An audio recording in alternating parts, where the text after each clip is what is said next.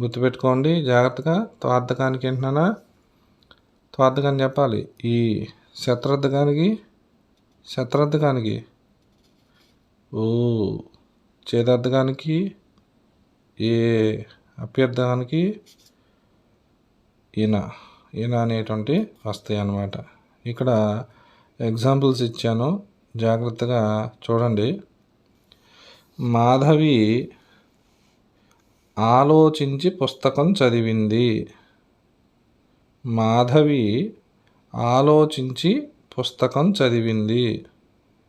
దీనిలో ఉన్నటువంటి అసమాపక క్రియ ఆలోచించి కదా. చించి ఏమొచ్చింది? ఈ కాబట్టి ఏమవుద్ది? త్వార్థకం. మాధవి పుస్తకం చదువుతూ నిద్రపోయింది. మాధవి పుస్తకం చదువుతూ నిద్రపోయింది. చదువుతూ తూ శత్రార్థకం. మాధవి పుస్తకం చదివితే నిద్రపోతుంది. పుస్తకం చదివితే తే ఏముంది?